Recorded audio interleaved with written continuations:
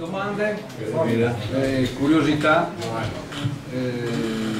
C'è qualcuno che vuole fare una domanda? Due? Siamo qua? Sono qua.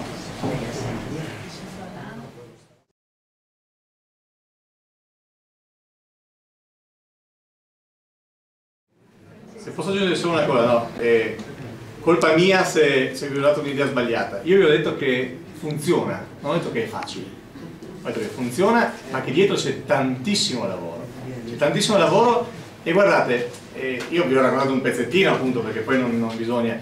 Vi ho raccontato la modalità con cui noi abbiamo provato a rompere un meccanismo. Cioè l'ascolto è la cosa più evidente per un cittadino che oggi è abituato a pensare alla politica come un mondo che se ne frega di lui.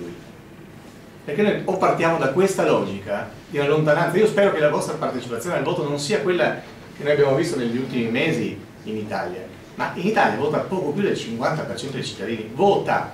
Figuriamoci se è disponibile a partecipare delle riunioni, degli incontri, soprattutto se le facciamo noiose, in cui gli riempiamo noi la testa di robe che noi pensiamo importantissime e che magari sente molto meglio guardando la sera Ballarò porta a porta, no? Allora, l'ascolto è la chiave d'accesso, è la scusa per spiazzarlo, per metterlo di fronte al fatto che esiste un'altra politica. Questa sfida qui avete, anche per vincere in una città in cui state già governando. Poi vi assicuro, anzi, siccome i cittadini vogliono cambiare, dopo 10 anni di governo di centro-sinistra, la tentazione di dire beh, stavolta tocca agli altri, sarà comunque alta, anche a Portogruaro. Non illudetevi di questo, di andare a cercare un'avventura. Oggi purtroppo elettoralmente paga, l'abbiamo visto con Grillo, l'abbiamo visto con altri. Quindi il tema è dimostrare concretamente, senza parole, cioè spiazzare le persone rispetto ad atteggiamenti che sono veramente cambiati da parte nostra. Allora l'ascolto serve questo, una volta che si riapre un canale di collegamento, ma certo che scatta il meccanismo dell'informazione, gli si può mandare una mail, gli si può raccontare quello che fa l'amministrazione, ma anche lì, sempre con l'attenzione di dimostrare una concretezza dell'amministrazione, magari una risposta concreta, anche soltanto il fatto che la sua mail o la sua segnalazione è arrivata in mano a un assessore, perché anche quello a un cittadino normale sembra impossibile, perché sembra irraggiungibile.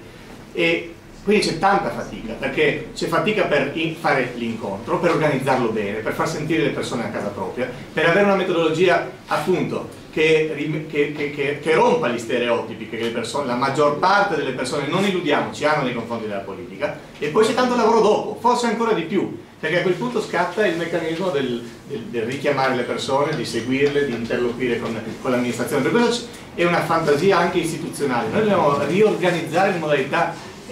Potrei raccontarvi delle altre cose rispetto a come le amministrazioni più moderne nel nord Europa si attrezzano per dare una risposta in tempo reale a chi segnala che sul sito internet o con una telefonata che c'è una buca nel... ecco, c'è anche questo, quindi va. Però l'ultima cosa che vi dico, guardate, nessuno di voi vada qui via, perché sennò da quello che diceva Maria Teresa l'idea è che anche qui che ci sono alcune persone che già se ne occupano loro e poi... Guardate che questa roba qui funziona se, come abbiamo ripetuto fino alla nausea anche noi, ciascuno di voi, ciascuno apre la propria agenda e dà la propria disponibilità al segretario, al prossimo candidato, al partito che organizza le cose, di organizzare un incontro con 10-15 persone che coinvolge lui per primo, perché noi siamo i primi testimoni credibili. Il nostro vicino di casa viene a un incontro, forse se lo invitiamo noi, non se lo invita l'assessore.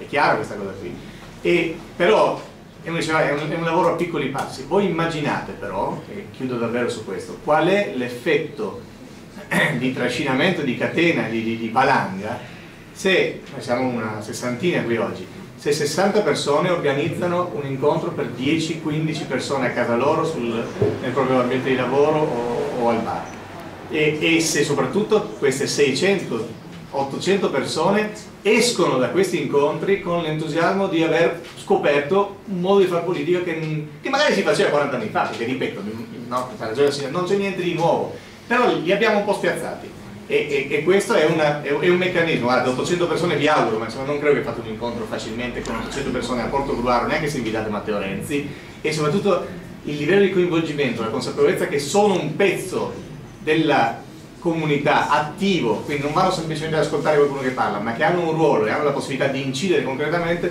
ha un valore talmente forte che poi saranno loro a prendersi i santini l'ultima settimana e a distribuire